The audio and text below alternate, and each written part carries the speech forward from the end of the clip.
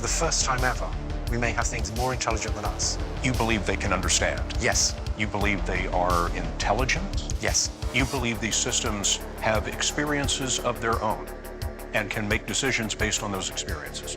In the same sense as people do, yes. Many people speculate about it and even give timelines. I think that the current state of technology is not even going in this direction. So many say that LLMs, you can increase the number of parameters, you can increase the training, the size of the training data, and train for longer, and eventually it will become self-aware.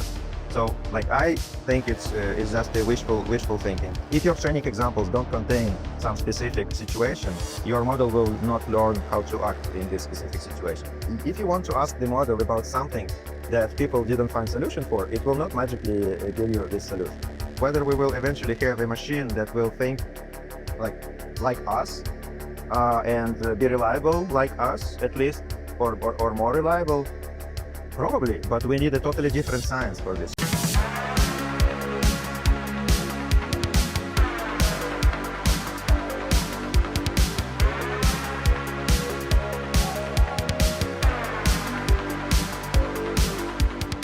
And welcome back to another episode of the 100-Year Podcast. My name is Adario Strange, and this week we have with us a true master of the craft of AI, Andriy Burkov from, where are you from? You're from so many places, you speak so many languages, but now you're an author, which is why you're with us. But tell us where you're at right now. Where are you hailing from right now? Well, yeah, so I'm originally from, and thanks, Adario, for having me. I'm originally from Ukraine. I moved from Ukraine to Canada about 20 years ago. I did my master's and PhD here in Quebec City on AI, more specifically in multi-agent systems and computational game theory. And then after I completed my PhD, I joined Fujitsu as a scientific consultant. I worked for 2 years there, and then I joined a company called Wanted Analytics that was a startup from here in Quebec City that analyzes web data, specifically job related data, for example, job postings and people profiles. And since then, I've been working as a machine learning team leader for first for Wanted Analytics, then for Gartner, and now I'm working for Talent Neuron. It's all in the same domain, and to be honest, I've been changing places through acquisitions. Without moving my chair, I changed 4 companies in 13 years. So this is where I am now. Yeah, and I also, as you know, and we will talk about it, I also wrote a couple of books on machine learning. So many people know me from this. The books, that is, I would say, the primary reason that I found out about you. And the first book you wrote was 2019, which was the 100-page machine learning book. And again, it's so interesting. Time passes so quickly in tech and in media. 2019, I would say 90% of the planet was not thinking about AI. They weren't thinking about machine learning. They didn't know what an LLM was. And now you have people who have spent 6 months on the topic, and suddenly they're experts, and they're trying to give other people seminars. Yeah, they're trying to give people workshops on it. So that's 2019, before the big rush to popularize AI with the public. And now in January, you just released a new book called the 100-page. I have to correct myself. I keep getting ready to say the 100-year podcast. The 100-page language model. I have so many questions about both, but give me the fundamental difference between the one from 2019 and the one that was just published this year. For many people, 2019, they didn't know anything about machine learning, and but it was kind of a beginning of when the machine learning began to rise. Okay, and I was just out of academia. Sorry. And I knew that it's coming because deep learning has started to show real substantial improvement over the state of the art in about 2010. And in academia, it was a huge hit, and everyone predicted that deep learning will become like a big thing. But it still didn't have any, significant impact in industry. But many people, forward-thinking people, they started to hear about this deep learning thing and started to ask themselves, maybe it's useful for business too, because the progress in the beginning was mostly in computer vision, a little bit in natural language processing, but mostly computer vision. So many probably business leaders might think like computer vision, what do I do with this? And 2019, I think it was this, kind of a spark of interest in general public. And many of these people wanted to learn about it on themselves because there were no courses like today. There were no video tutorials like today. There were no chat GPT to ask questions. So people, like the first instinct is, okay, I will buy a book and I will read about it. And when people started to, searching online on Amazon for a book on machine learning, what they found were academic textbooks with lots of math inside, very dry and very rough. So because, well, it's a textbook, so you have an access to a professor most of the time. So if you read it, you don't understand, you go to see a professor. What does it mean? Okay, and you continue. But these people, they bought this book, they open it, it's 1,000 pages, full of equations, and they feel lost very fast. And I said, like, if I was writing today a book on machine learning, it would be about 100 pages. Hmm. And it was just, you throw the idea in the air and you watch. And I was surprised by how popular this post has become. And what was interesting also, the conversation, like in the comments. And there were two kind of sides in this conversation. Two groups of people who had like opposite reactions on this. The first group of people said, "No, it's impossible. If those books are this thick, it's because there is substance. So you cannot just throw away 80% of it and say it's a good book." And the other side said, "Oh my God, this is what we really want. We really want this book because like 100 pages, I think I will handle, but more, no." I kind of read through kind of like the targets that you're trying to reach in terms of people reading the books. And it seems like it's a combination of people who already have some familiarity with software engineering, as well as people who don't, but want like a general grasp. So what was it that you did to kind of reach that middle ground between the two? So I targeted myself 10 years ago. Mhm. Okay, so I told myself, like, if 10 years ago I had this book, would it accelerate my, my entrance into the field? Would I appreciate having it and, think of it as a starter for my machine learning career? So this is what I used as a kind of a reference. If I talk about it, it's because 10 years ago I would appreciate it. If I talk about it in this level of detail, it's because 10 years ago that would be enough for me to say, okay, I got a good grasp of it. If I want to know more, I will learn more, but I will want to continue and learn something else instead of going deeper. So this is how I kind of established this trade-off, and it looks like it worked well. Most reactions that I've received is that people said, "Okay, I was afraid of math, but the book was quite gentle in the beginning and explained all this notation." For example, many people are lost not because they are stupid to understand it. Many people are lost because they don't know how to read it. So you write this, sigma notation, or you write this first derivative with this, fraction where you have d something divided by d something. And people just don't know how to read it. And if they see this, they don't understand it. They think, no, it's too complicated. They abandon. But if you actually explains that it's nothing but annotation, it's just, you can think of it as A, B, C, D. But instead of using A, B, C, D, I use this delta something by delta something. That's it. I want to kind of maybe educate the public about AI, machine learning, LLMs, large language models, because a lot of people use these terms interchangeably. And what I found is that, I'll sit in a meeting sometime and I'll hear someone use a term and I'm thinking, I don't want to be pedantic and correct them or ask them what they really mean, but I don't think they're using that correctly. So could you, as PhD in computer science and artificial intelligence, could you tell us, give us kind of like, what is the umbrella? What is the second strata? What is the kind of third strata of like, what's AI, machine learning, large, like what's the hierarchy? How do we speak Yeah. about those in general terms?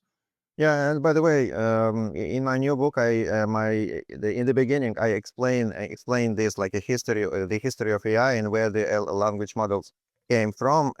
Because many people, you are right, they have learned about AI and language models at the same time 2 years ago, when ChatGPT was out, and many think that this is what it is. This is AI.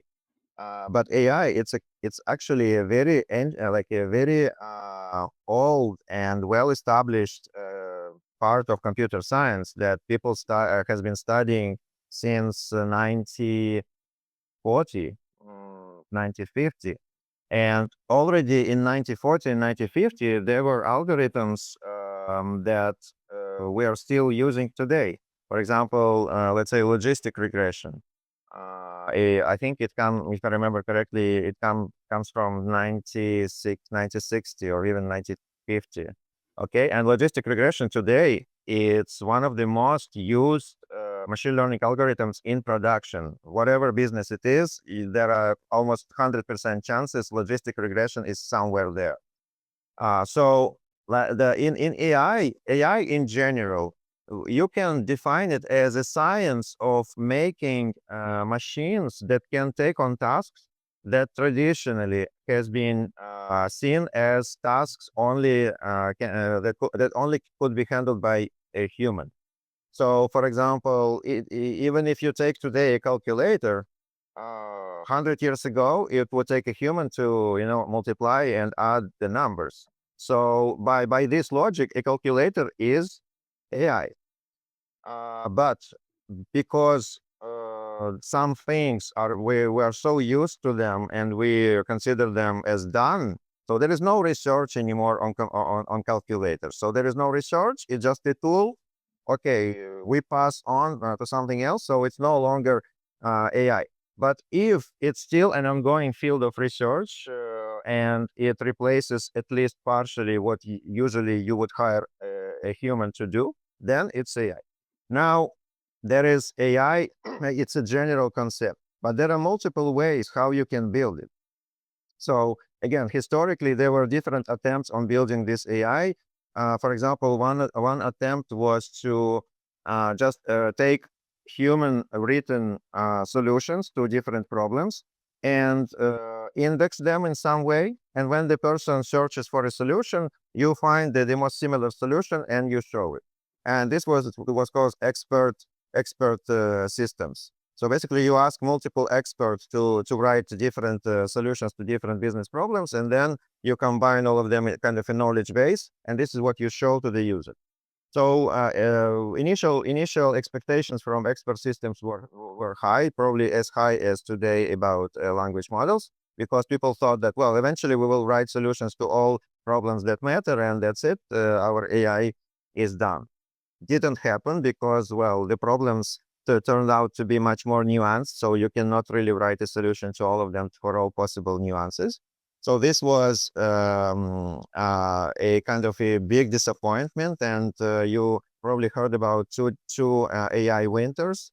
So it's when academia didn't provide any results that the public expected, and the funding reduced because of this, and it was a huge like a impact on many academics' careers because, well, they couldn't any longer continue their research on AI without money. But eventually, something new was invented by someone. For example, let's say the next big deal was decision trees. decision trees, again, it's very simple algorithm, but eventually there was an improvement over decision trees, call it random forest, that was invented. It's like just combining multiple decision trees before you make a prediction. And again, everyone has seen that now random forests are quite strong, so they can be used to predict different quantities like finance, healthcare, and different business problems effectively. So the interest towards AI fluctuated over time. So there are two ways of building it today. Like one we call machine learning, and this comes. So the principle is that you gather a data set, and then you have some algorithm that you can train through this data set. By saying train, it means that this algorithm has some function, but you don't have the numbers in this function. So it's just kind of a structure. For example, x plus b. So your x is your input, and a and b are some numbers, but you don't know them. So you use this training data to find the best values for these two numbers, and then you have your function, and this is what we call a model today. And the second way of building AI, which is much less popular today, but it was at some point very popular, we call it symbolic. In symbolic AI, you don't, the AI doesn't learn. You craft it through different human-built algorithms that implement some reasoning. So you say, okay, you will reason this way. Your input will be this. Then if input is this, you react this way. If it's that, you react that way. You can even integrate there some formal logic. For example, you say, if this hypothesis turns out to be true, and so you will have to have a function that can validate hypothesis, then you react this way or that way. So currently, this symbolic AI is less popular because machine learning really provides significant results. This symbolic AI has a lot of limitations, especially when you want to apply it to real world problems. For example, people wanted to program robots because, well, currently you see a robot can walk, can sit, can dance. This is okay, but you want some utility from this robot. Sitting, walking, and dancing is not useful. You want it to be a worker. So how do you explain to the robot that they must execute some task? So you can introduce some concept of this task. So describe it in terms of logic and predicates and variables. And then there is some algorithm that says, okay, you must change the environment in which you are in the way that this hypothesis is now true, because currently it's false. And this hypothesis is true is when, let's say, these apples are in this box. So they must find find a plan and say, okay, well, so that the apples are in the box, I first need to get the apples. So I need to walk there. I need to pick up the apples. I need to walk back. I need to put apples in the box. So people, like in symbolic AI, they wanted actually the robot to think in these matters: walk, take, walk back, put. And you can explain it like logically, you can explain everything. But the reality is that apples are all different forms, different colors. And the robot, you first need to explain to the robot what an apple is, what it means to walk to the apple. So like if it's a direct trajectory, it's one thing. If you need to, walk around chairs, tables, and other people, it's a different thing. So thinking of all of these obstacles and integrate all of them by hand in the robot is practically very hard, maybe impossible. So a lot of researchers and engineers think about training the robot to learn from experience. So they create those virtual environments that simulate rooms, for example, people, objects, and so on. And they create like millions of environments. And in each of these environments, they put a robot which is dumb, and the robot just tries to do something. Like sometimes it walks, it falls, and you introduce the notion of reward. So if eventually apples are in the box, you give the reward of 1.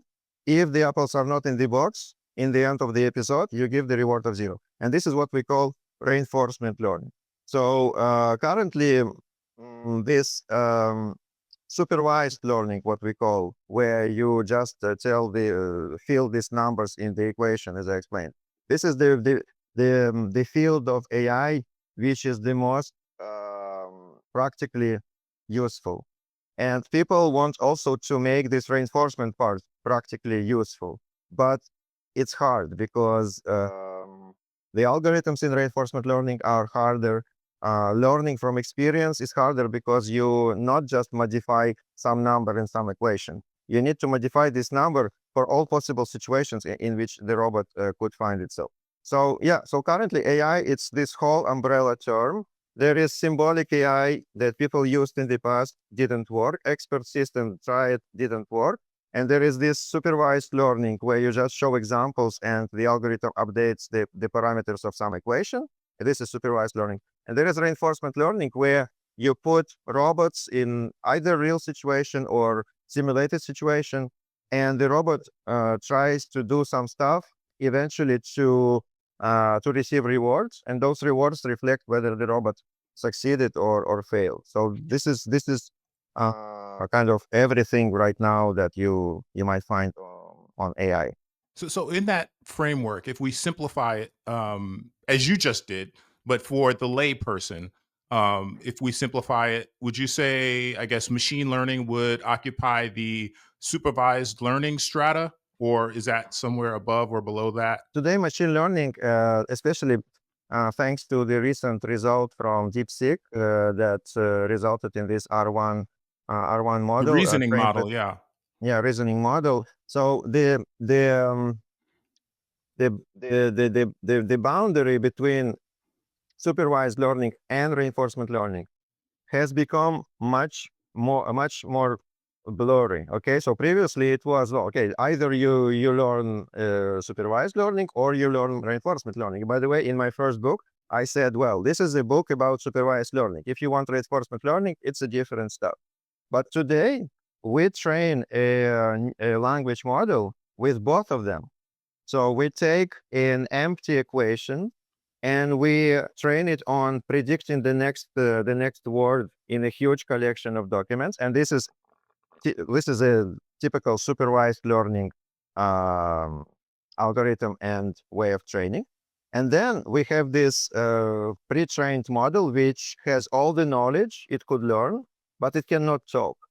And then you use some examples. Well, before R1, you use some examples of like questions answer, question answer, question answer, and we call it fine tuning. So we continue training this model, but only on examples of questions and answers. And by looking at these examples, your equation were modified in a way that then you ask a question and it actually gives you an answer. But now with R1, DeepSeek, they proposed an algorithm called GRPO. It's a reinforcement learning algorithm. So they said, instead of showing to your model examples of questions and solutions, we would rather show examples of questions and just the final answer, and let the neural network learn how to generate this solution that leads to this final answer. And if it generated it well, it resulted in the right answer. We compare this right answer with our answer that we know, like a ground truth. And if they are equal, we give you the reward of 1.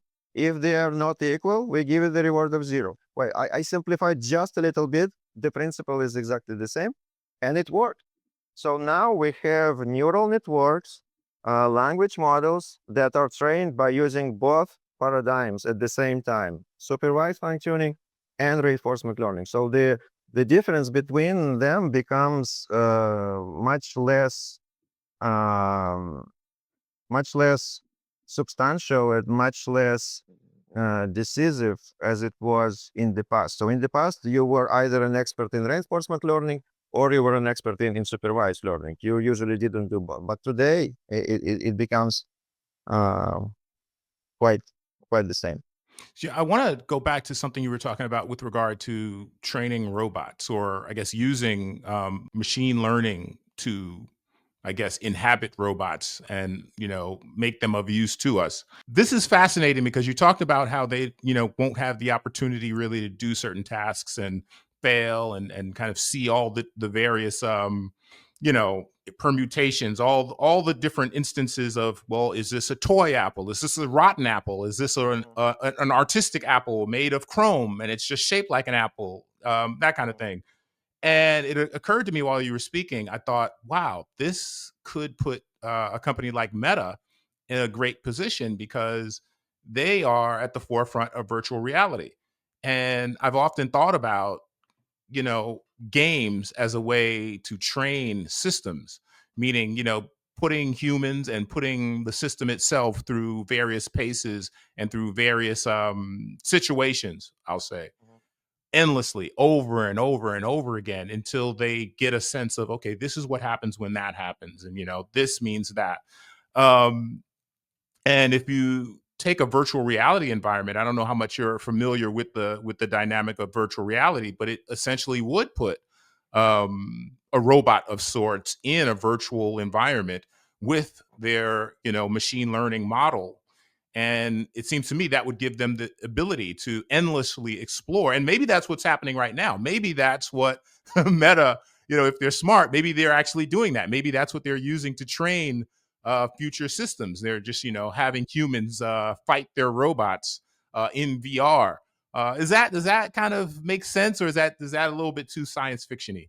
Well, conceptually, it makes total sense, and this is probably what many would try to do. The first thing you realize when you work with reinforcement learning is that the critical part of it, it's not even the algorithm and not even the environment, it's the reward. Okay, so that your robot in virtual environment, in the virtual environment, in the physical environment, wherever, so that it learns, it must receive a signal that says, mission accomplished, here is your $100. Or mission failed, zero. Or even now you owe $100. So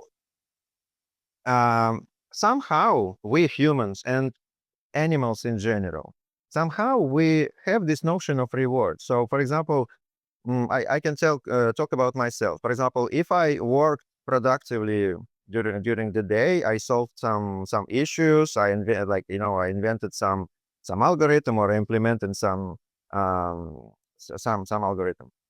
or I wrote a chapter of my book. I feel like the day was very productive and I feel good. And the same if I, for example, I don't know, you go running. Okay, so you run, you go back, you take a shower. Oh my God, it feels so good. So you know that some things are rewarding for you and you want to maximize it. So I understand that working hard rewards me and I work. I understand that running or doing any other exercise makes me feel good. I do it. And this is how we learn. But how do you make a robot feel something? Today we don't know. We don't know anything about feelings. We know that it's chemistry, and we know that it's activated somehow by our ideas. But how exactly? We don't know. So for the robot, someone must tell them this is good for you, this is $100, and this is bad for you, this is minus 100. So this someone should be some creator, right? Some god, if you want, but for the robot. So defining this reward is the critical part. So for example, in when we train language models to reason, this reward is quite simple to give. If the solution is exactly as you expected, it's one. If it's not exactly as expected, it's zero. And when you apply it, you see that the robot learns to maximize this reward. So when you put a robot in a virtual environment, you must explain somehow to the robot that what it did was good. So you must think about some kind of recognition of some situation in which you will say, okay, this situation, this is what I wanted as God, and I give you this one. And this situation, this is not what I wanted, and I give you this zero. So for example, if you want to create killing robots, okay, so robots who fight, you can, for example, have a satellite and see the battlefield. And if you see that the robot shot at some soldier, kills them, and you see from the satellite that it's a kill, you can tell this robot, good Good stuff. job. Well, I don't support it, but this is how it might work. Right, right, right, So right. for war, I see how it might work. But in general, like general business, like for example, people do business. So people talk, people find middle ground. People say, okay, I will do this, then you will do that. So this reward is really hard to define. Like in the end, what do you give to for example, you want the robot to negotiate deals for you. What is the reward?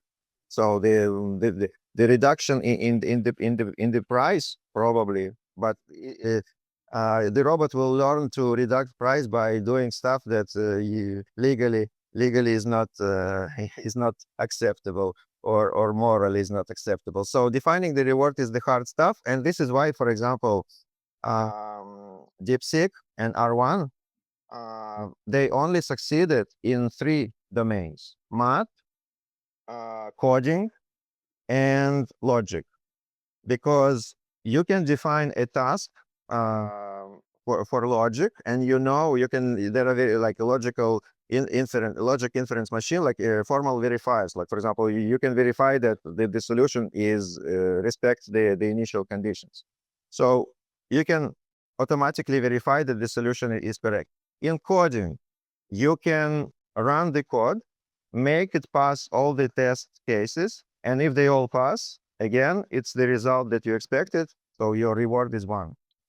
And finally, math. Again, you ask that John had 5 apples, and he gave 3 to Jane, and how many apples remains? You know how many remains. So you will see if the number in the end is accurate.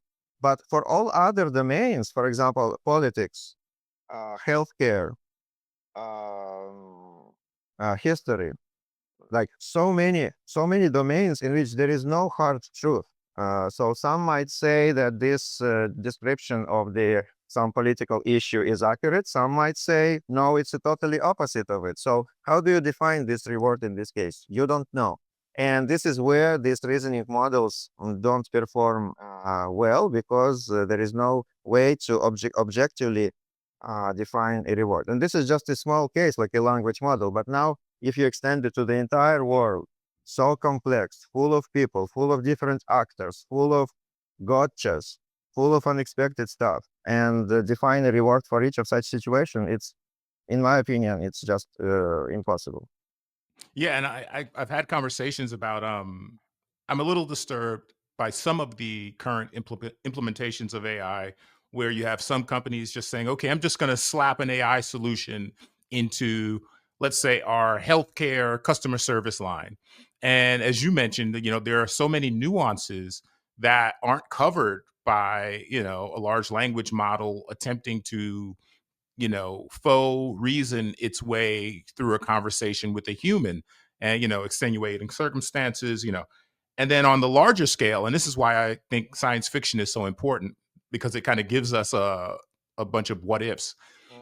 Mm. What if the so-called alignment isn't properly aligned, and the task given by the AI is okay, eliminate global warming, and instead of creating more efficient engines and various systems, they just wipe out you know Yeah. anyone who's driving a car. Oh, you're driving a car, you're part of the problem. Zap. I mean, that's kind of a crude example, but that's kind of like what science fiction helps us, I think, work through in terms of like what if scenarios.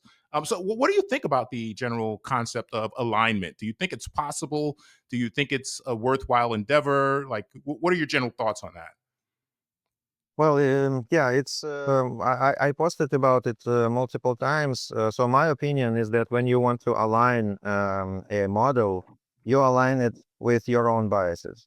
So, like you say, I will unbias this, but you will unbiased in a way that you consider unbiased. But someone else might say no, it's just a different bias.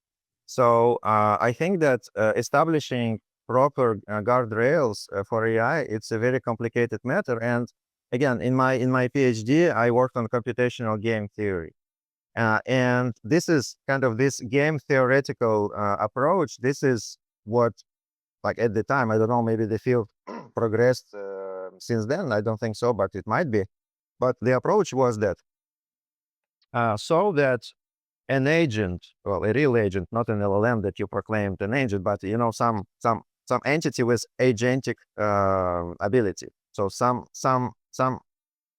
actor with their own goals, resources, and they realize what they want to achieve, and they have means to achieve them. So for every agent like this in a multi-agent environment, so that they can collaborate with one another, they need to solve some game theoretical problem.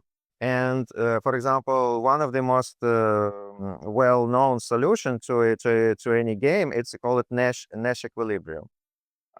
So you remember this Beautiful Mind film about John Nash? He invented this Nash equilibrium, and what it says is that so that a system remains in an equilibrium, so no one wants to cheat, no one wants to abuse it. The solution, so the actions of one actor should be such that it, it's more beneficial for them to follow the rules rather than deviate from rules, because by deviating from rules they will lose like unilaterally. And so when we talk about like AI, how to establish the guardrails, it should be the same. It should be the game theoretical way. You should put your robot in a situation in which behaving for the common good should be for it the most reasonable thing to do. For example, like I don't know, maybe you've seen videos online. There are currently machines that cut trees in the forest, and they're fully robotic. So basically, it just runs in the forest, sees a tree, cut it, removes all branches, and stock um, the poles for other to harvest. So imagine if this robot also has this um, solar panel that provides electricity and energy for it. So it can be alimented with solar panel, and it cuts trees. So if you ask it to maximize the number of trees cut, and you just forget one of them somewhere in the forest, like you return in 10 years, there are no Right. trees remaining. So Right. for the robot, so that it doesn't try to maximize the number of trees by the destroy by by uh, like make a major the Decimating the forest. yeah, like Yeah. removing the forest entirely.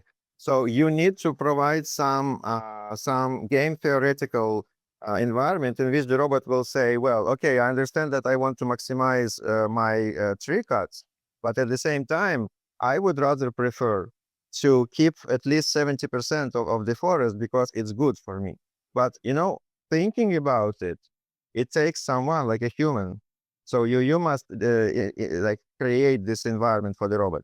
But if you as a human has limitations, you can miss some important points. You can, because the game will be very complex. Very a lot of variables will be kind of influencing the final robot's preferences. So if you don't think about all possible consequences, somehow the robot will still find a hack to cut everything and be happy about it. So you really need to design the environment for the robot by thinking all possible cases, which is again a hard task to accomplish.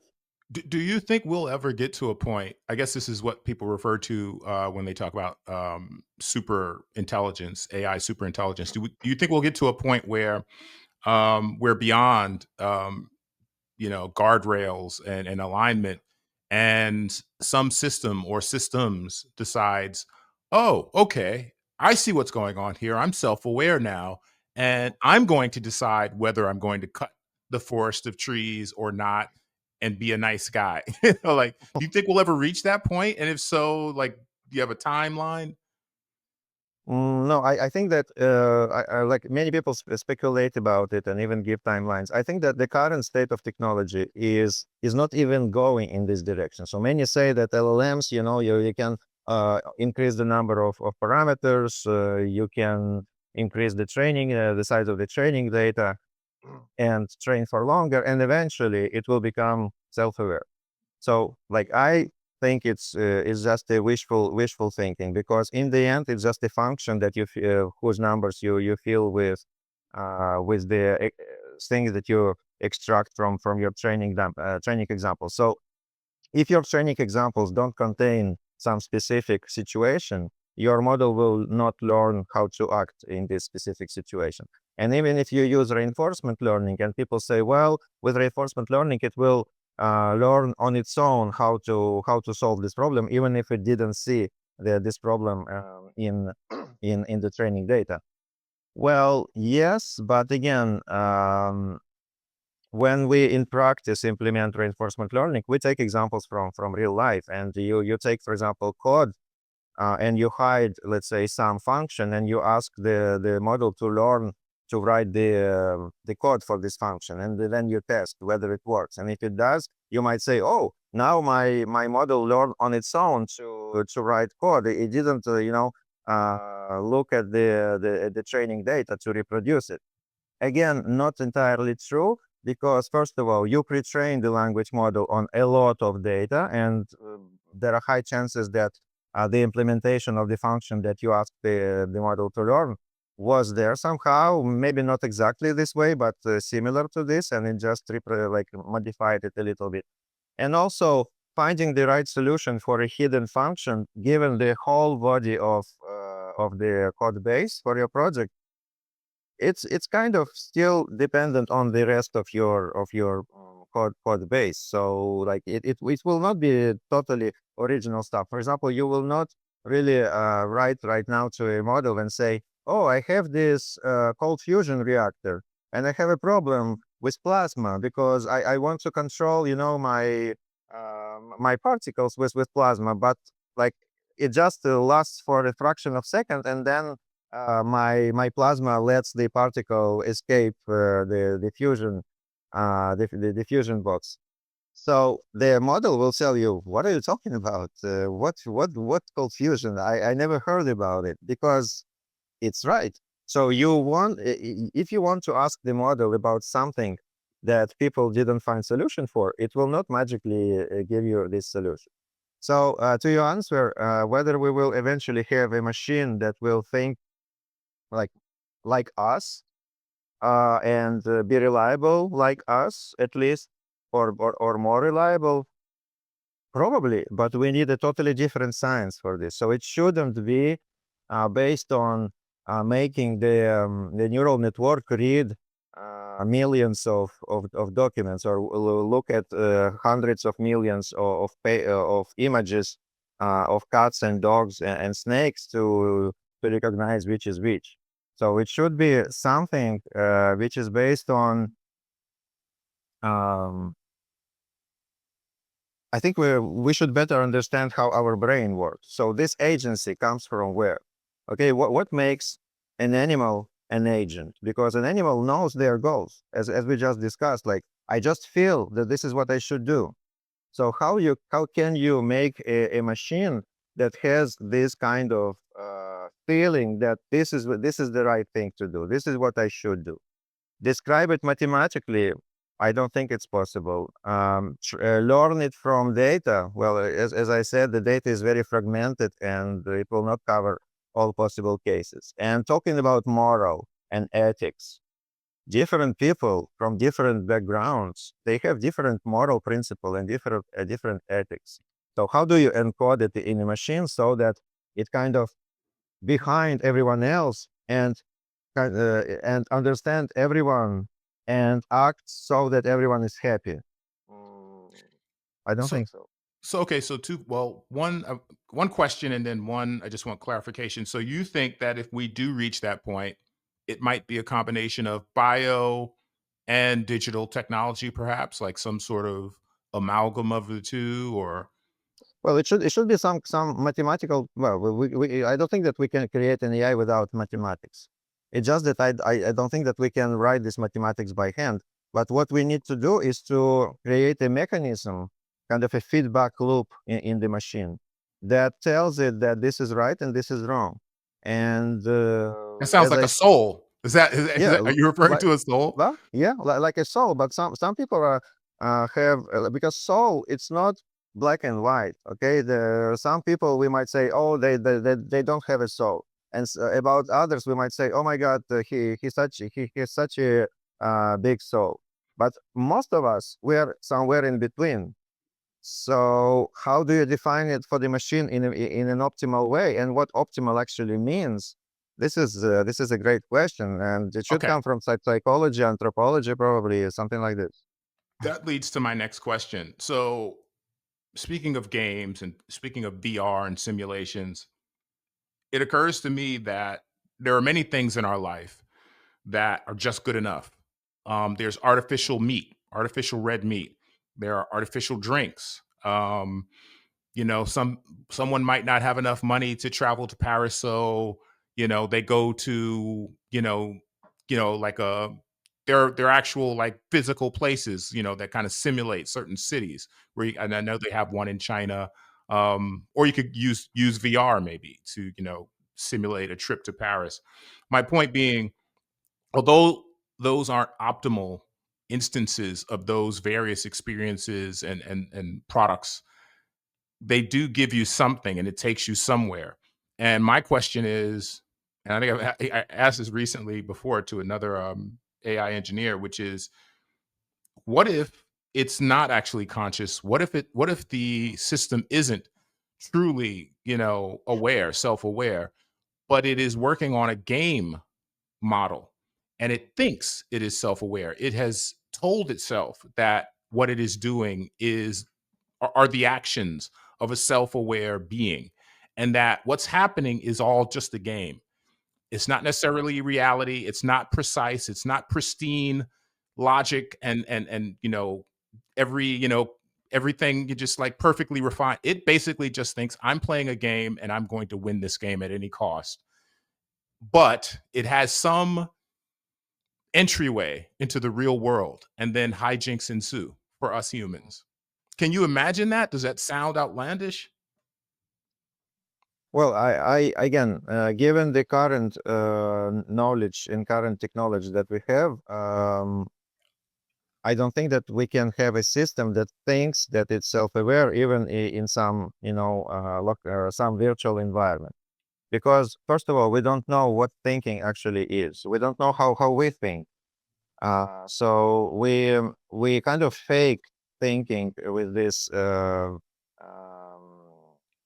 reasoning model. Okay, so it's kind of okay. Explain to me the solution, and it writes it's kind of internal conversation when it's so. But it only looks to us as thinking because when we are thinking, we would write something similar. Okay, but it's not the same things because there are multiple ways how to come to this writing.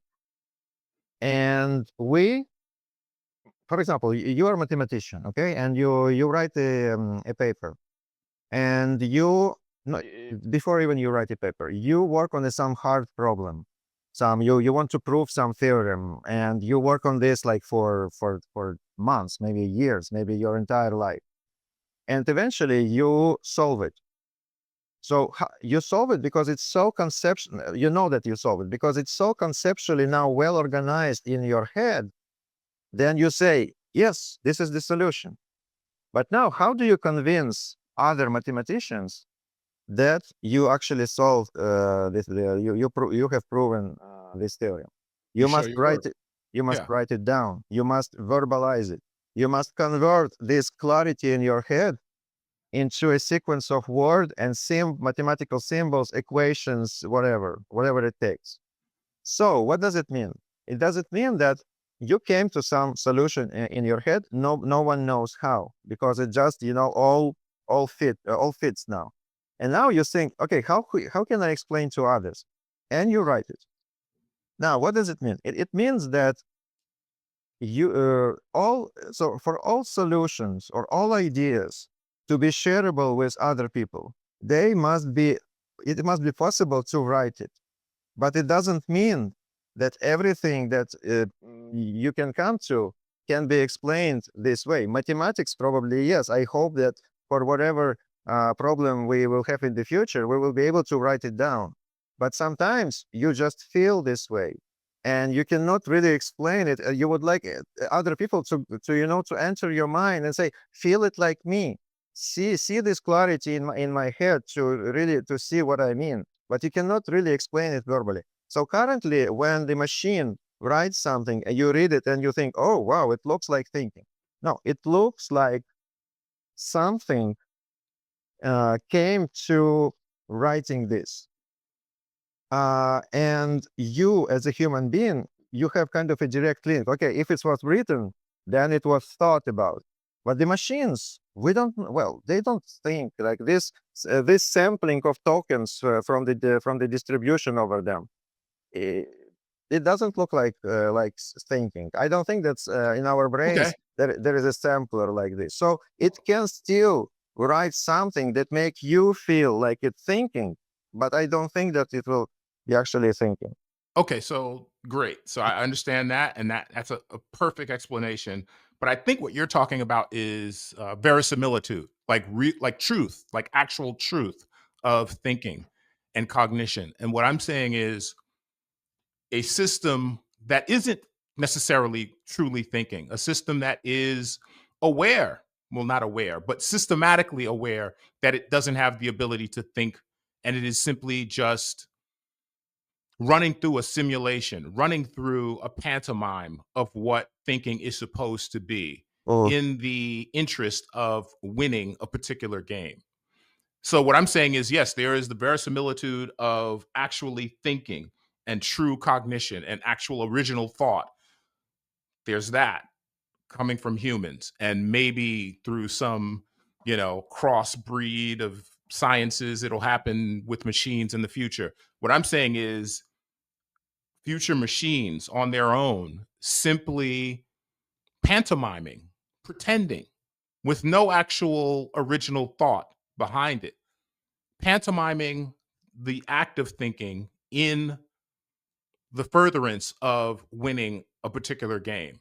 Does that not ring somewhat realistic to you? well, this is what I say.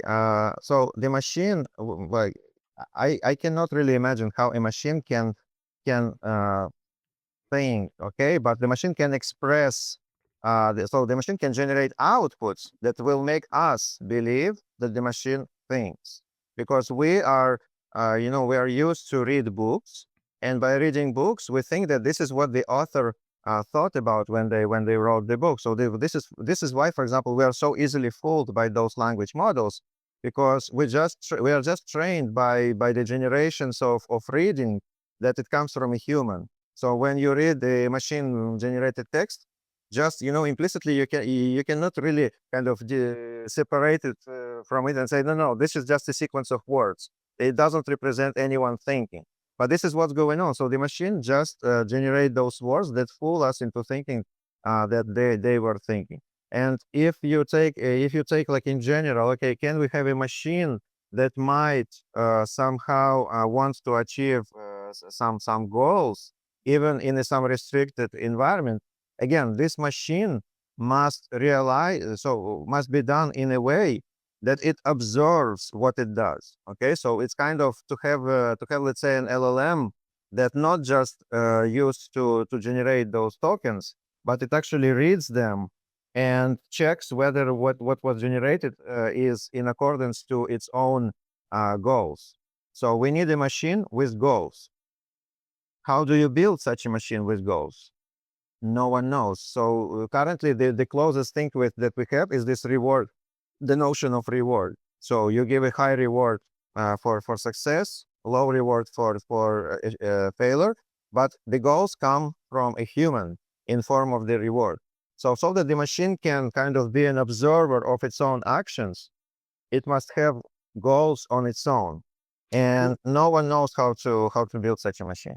And again, you are the PhD in AI, so please excuse the ignorance with which this question may come or be framed.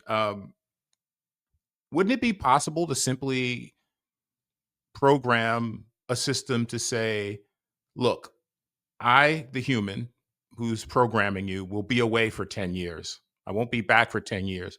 So I need you for the next 10 years to run as your goal, winning this game. And winning this game means this, and this. And losing the game means this, and this. Mhm. And if you lose the game, your system will shut off before I get back in 10 years. So I need you to keep running for 10 years and keep trying to win while I'm gone for 10 years. Is that, am I misinterpreting? No, You, it's exactly what we are trying to do with reinforcement learning.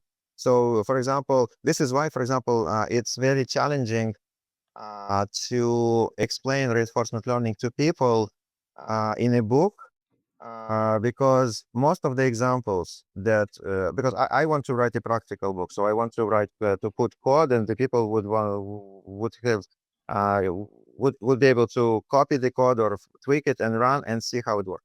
So if you can define your game, as you say, like in terms of this is the state of the game, and you can make this in this action in this state, and actions will result for you in a reward. So you design this game entirely. So you're the god. Okay, so you say, I'm the god, and this is my game.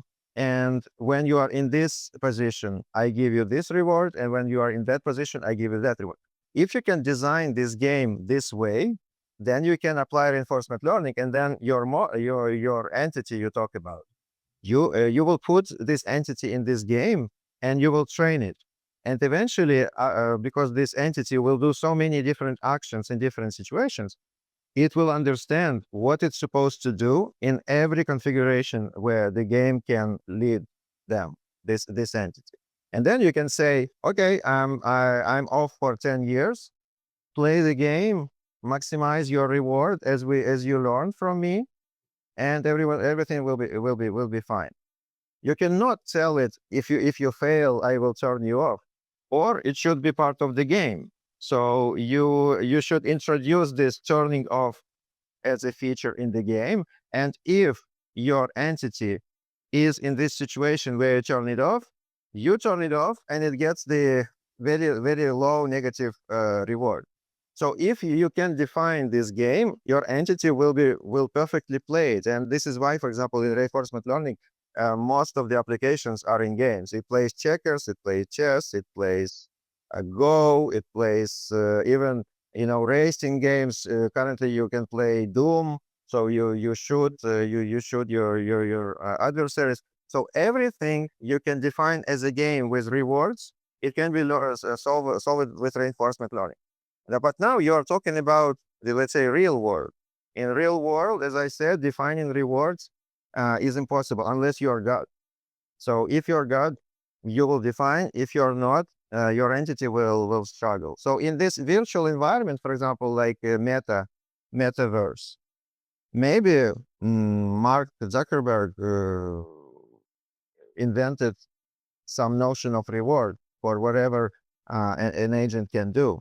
And in this case, if the agent learns from these rewards, they will learn to behave in a specific way by interacting with people. For example, you might say, if you talk with a person and the conversation lasts longer than 10 minutes, then you have high rewards. If you talk and they walk away, you get low rewards. By doing this, you can train your virtual agents in these virtual environments to interact with people and make this conversation interesting enough so that it lasts more than 10 minutes. So this can be done, but for something more complex, like, for example, make them give you their money, maybe it will be more complicated. all right, so we got, I think, quite deeper than I expected to right off the bat. But I think this is a good advertisement for the books, particularly for the latest book. Now you understand where Andriy, how he thinks and how he's able to break down very complex topics. in ways that are accessible. Now I want to talk about a couple of things that are happening currently in the world of AI in our world, and specifically, I want to talk about France. Apparently, or organizations in France, publishers in France, are apparently suing Meta over copyrighted works. And the issue is that, and this is kind of related to the AI Act, the EU's AI Act. And the issue is claims that, models were trained on copyrighted works without permission. And then there's an adjacent action from Spain, also talking about AI models not labeling AI generated content. So I just want to get a sense from you. I know you have at least some familiarity with Western Europe. Like, what do you think about the AI Act, the stifling or the perhaps alternatively proper handling of AI, policy moving forward? Like this is a big deal moving. I mean, Meta, in the crosshairs. Well, I'm not familiar enough with the AI Act, to criticize some specific parts of it. What I think overall on any attempt to frame some specific technology and to put some okay don't and do's is that in the end AI it runs on a computer.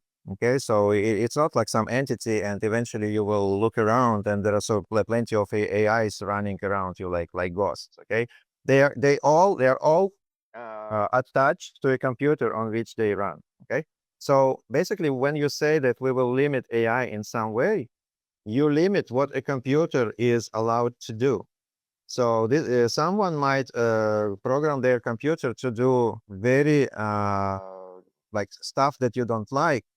If you want to regulate something, regulate people. Uh, like regulate people in a way that says, if you do this, this is not allowed, and you will go to jail.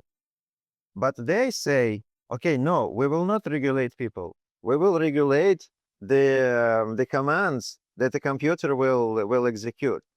I think that it's a very counterproductive because, well, how will you check whether the decision was made by some AI, what was programmed by a human?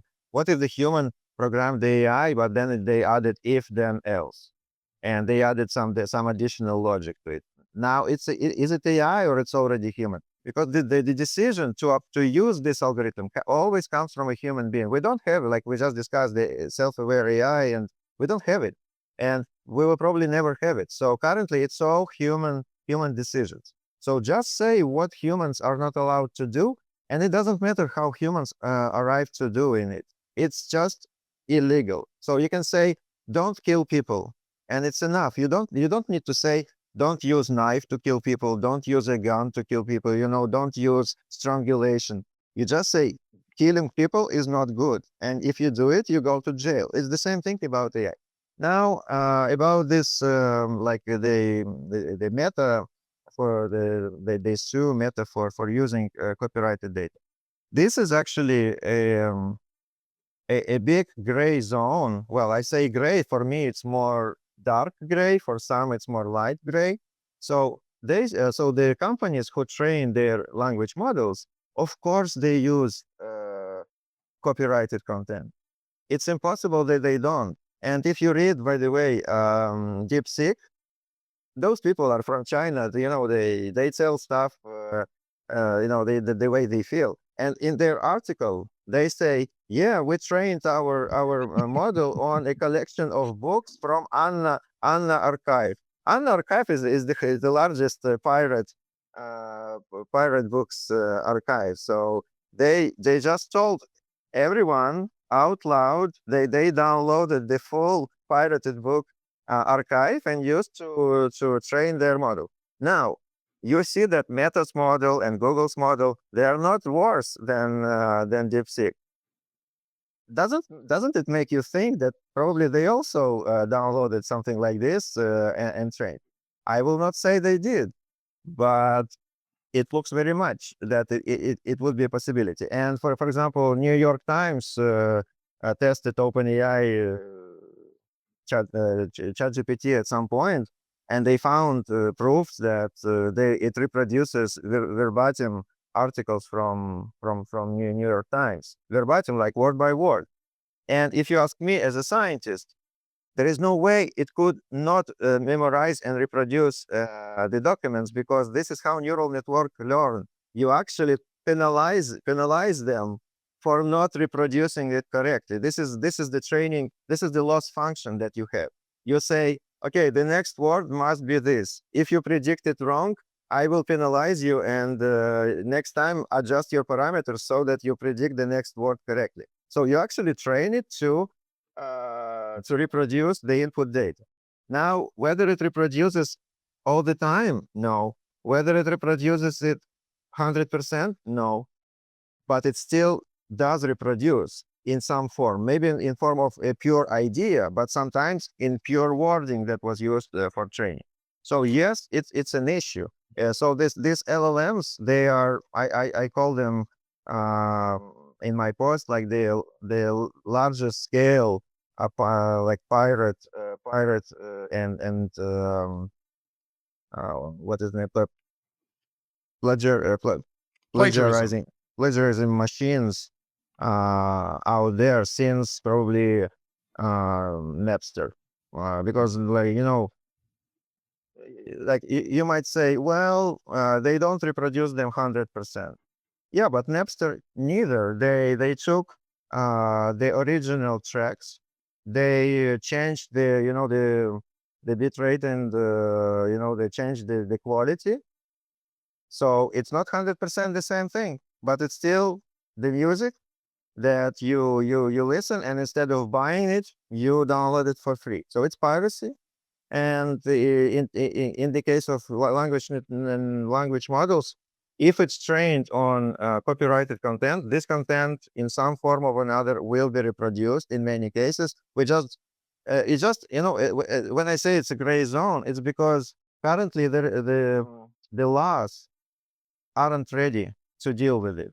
Because, let's say, what comes when you come to, so you stand before a judge, and the judge says, okay, show me how they reproduced your content. And they show it, and a couple of words are different. So, like, what it is. And also, you might say, well, they found just one document, but in 99.9999, it's a new stuff. So, like, it's like your words again, their words. The judge will never be able to run a full scale experiment to make sure that it's not full piracy. So we need new legislation, and this is how these companies still are allowed to do it, because it's your word against theirs. As soon as this notion of using the copyrighted content for training models is not legally described in some clear terms. That actually dovetails with another story I wanted to bring up, which is the idea of AI slop, which is this notion that AI generated content, primarily words, in some cases photos, um, are essentially flooding the internet and making it more difficult to discover human created works, or the works that maybe you or I were actually looking for. And a new study recently published by a group of researchers from Stanford, University of Washington, and Emory kind of highlights this phenomenon. Now, I don't think they call it slop in the actual paper, and I read the paper. I don't remember seeing it worded as slop, but people in the media industry kind of they kind of want to grab onto that because it's definitely a kind of a derogatory term. I'm curious, like, what do you think looking forward? I mean, I know you're a researcher, you're as a computer scientist, this isn't necessarily your direct problem, but I'm curious, like, what you think as we use the web as a resource for information. Do you see any solution for this moving forward, delineating between human created work that is rigorously edited and peer reviewed and exchanged, versus just generated information that looks authentic? Yeah, well, it's a $1 million or even $1 billion question, because like when the web was become popular, we have seen like a huge spam problem. And like in your inbox, probably like if you check your email once a day, you would see maybe a dozen emails, and probably 11 from them were spam, and maybe one of them were genuine. And there was a kind of a fear in the industry that the problem will not go away; it will just become even bigger. And then they trained machine learning algorithms that to recognize whether something is a spam or not. They also implemented this notion of kind of a reputation. So if you send emails and you have low reputation, then you have higher chances that your emails will be put in spam. So currently, when you open your Gmail, for example, it's very rare that I see spam. And even if I go to the spam folder, it's not full of it. So it has become economically not viable business model to send spam, because very few actual emails end up in the person inbox. So you just spend money and you have no reaction to your email. So this was solved, we might say. But now we have a different problem. Now, as you say, like the LLMs, they generate something that looks very plausible. And for a non-expert, when you read it, it's very unlikely that you will spot where it's wrong. And I can give you my first-hand experience when I worked on my book on language models. Well, I'm not an idiot. I think that if I can use a language model to help me with writing, why wouldn't I use it, right? So I tried to actually ask questions to the best models out there, and it was already, we had Claude, we had O1, we had Gemini. So I had access to quite capable models.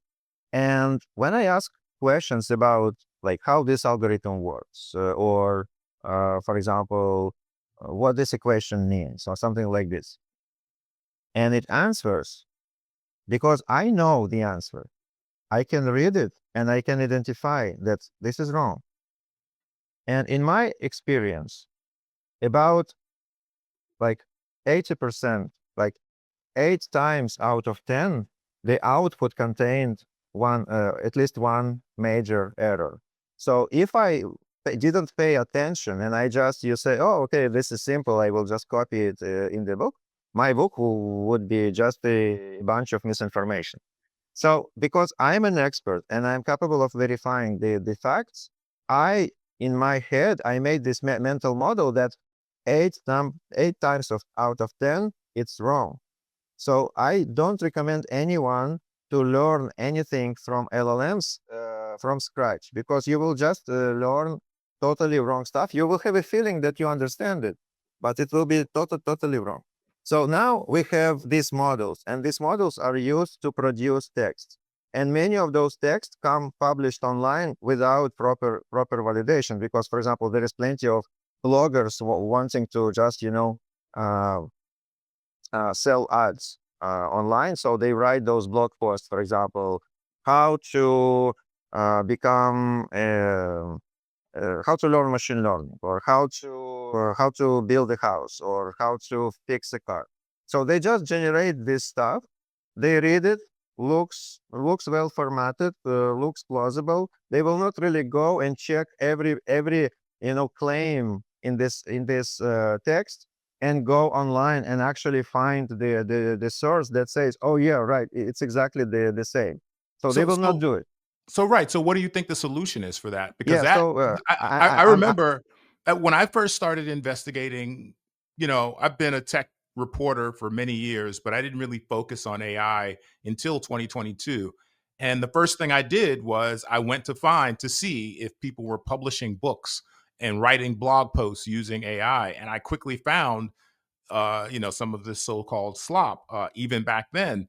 So, I mean, what's the solution, or is there a solution? Yeah, so I was coming to it. So the solution for me is the same thing as we did with spam.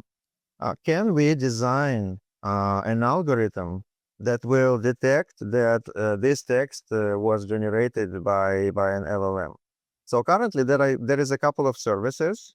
I think it's GPT-0 or Zero GPT. I think there are both. And they have some level of success in identifying LLM generated content.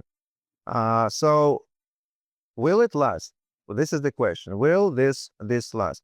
I think that if you take reinforcement learning, and I give it away like to anyone to try. You use this GRPO, okay, to fine tune your LLM, but you instead of giving it reward for accurate or inaccurate solution to a math problem, you give it the reward that comes from this score returned by zero GPT. Okay, so it takes your text and it returns a score between, let's say, 1 and 100, whether it's LLM generated or not.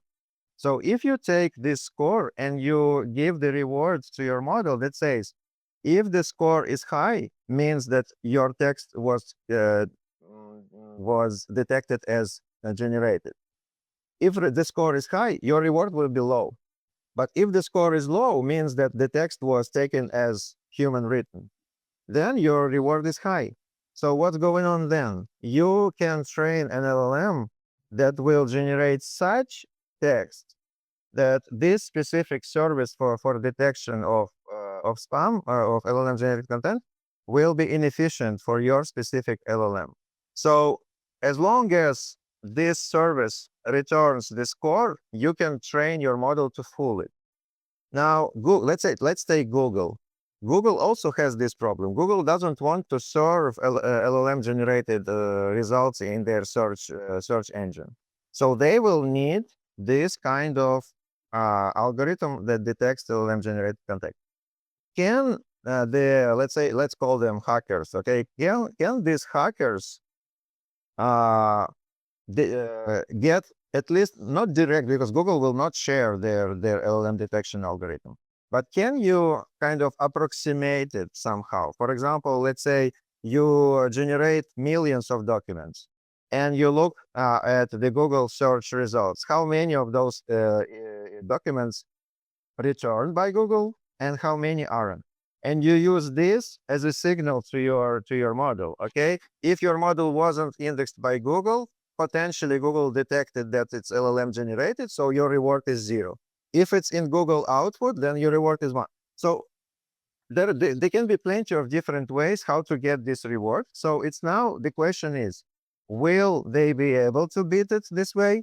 Or somehow the system will find some equilibrium like it was with spam, where, okay, the spammers eventually realize that they cannot beat it. So I cannot predict it, but I see really practical ways how to train a model to fool these detectors. And now, what is the next step? I'm not a doomer. I'm consider myself quite optimist in what concerns technology. But I think that if Google doesn't find the way or to reliably detect LLM generated content, and hackers will not find a way to beat it, Google can lose the entire search product. And it will not lose it like, okay, someone will win. No, Google will lose it and everyone will lose it. For example, you take Perplexity. Perplexity already returns LLM generated content all the time. And not just this, they created this concept of nuggets, I think, if I remember correctly. It's kind of Perplexity generated report on some topic, and they index them. So you can search for, you can ask some question, and the reference they give will not be to the original content. The reference will be to their nuggets. Okay, so it's a feedback loop. You generate misinformation, then you create a document from it, then you index it, and then you reference it. Okay, so this misinformation loop, it will eventually be part of our web, and no one will be able to return any plausible information. So in this case, yeah. So what I'm hearing is an opportunity, actually, because if we are to become more reliant on search engines, because previously, before Google really rose to power, I just, looked for things throughout the web, whatever forums, IRC, whatever. Then Google came along, but there was also Yahoo. There were a few search services, and I would kind of use all of them. And Google wasn't necessarily an authority for me as a user, but now it's an authority for most users. And now I'm actually seeing that begin to wane. I'm seeing people say that they use Perplexity for search, or some other product. And one thing I'm seeing, I'm not sure if there's a name for it, but in some results, I don't know if this is the nugget. I don't think this is the nugget you're referring to, but in some results, they'll have a reference tab, and you can click on that reference tab to go to the original source. And sometimes those sources are good, sometimes not so good. But I think the opportunity moving forward would be, the authenticity engine, like a search engine that is completely devoted to just original sources. So all Yes. these other easy to make search engines are giving you whatever slop or the nuggets that you refer to, but then maybe a new one would just be focused on verified sources. Maybe that's the opportunity moving forward. Well, you know what you're talking about, because I'm old enough to remember Demos. You remember it? Yeah, yeah, I remember. It's Yeah, it's a yeah. it's a like a community maintained directory of links. And before Google, people actually used Demos because it was the only source, more or less free of spam. Because let's say Alta Vista was the search engine in the past. You search it, and like the top 10 results, it's all spam. So people didn't trust Alta Vista, and they went to Demos too for like authentic content.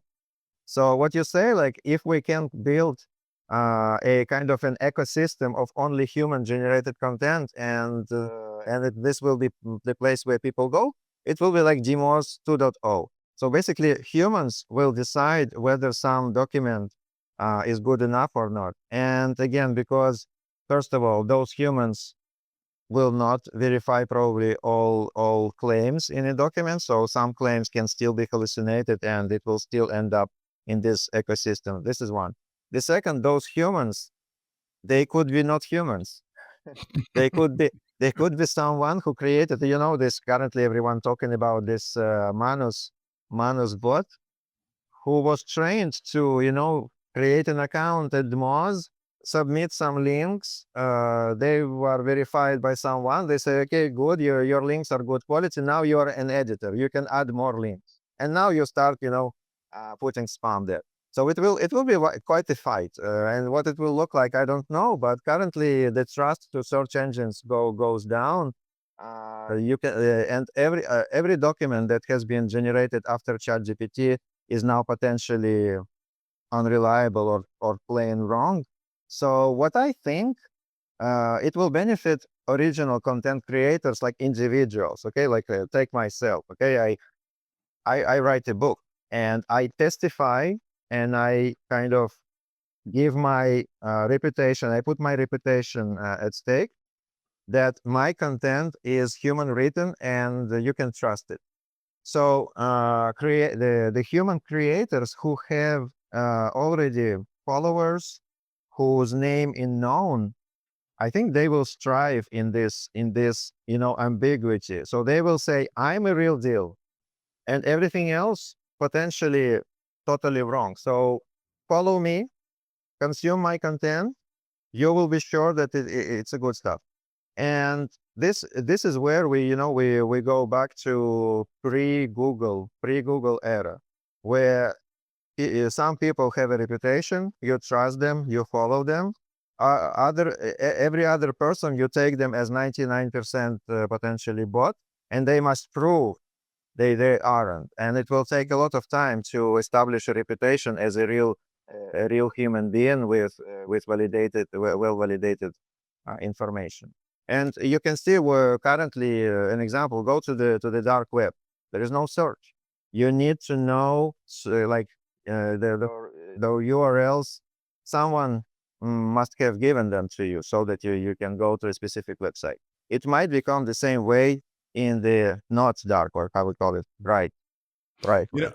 know, and that is, I would say, the perfect advertisement for your book, Andrei Burkov, the 100-page language model book, just released in January, available on Amazon. I think it's also on Barnes and Noble. a couple of other sources. I'm glad that you guys were kind of diverse in terms of where you make it available. And I think people can check out what you're doing at the LML, the L, well, what the MLbook.com, THEMLBOOK.com. Is that right? Yep. Well, I have LM book and ML book, and both domains are consistent in this way. But for my new book, for example, reinforcement learning, the domain therlbook.com is already taken. So I will have to find a way to put my books and like not to depend on whether the domain is still available. Gotcha. And where can people reach you if you want them to reach you on social media? Yeah, well, I'm on LinkedIn. I'm on LinkedIn. I'm more kind of a professional image. I sometimes I troll people, especially those who talk about AI without really understanding anything about it, but it's just for fun. But on Twitter, I'm much less filtered. So if you really want to follow the vibe, or sometimes I'm not in a good mood. Sometimes I'm in a better mood. So go to Twitter, and I post quite frequently there too.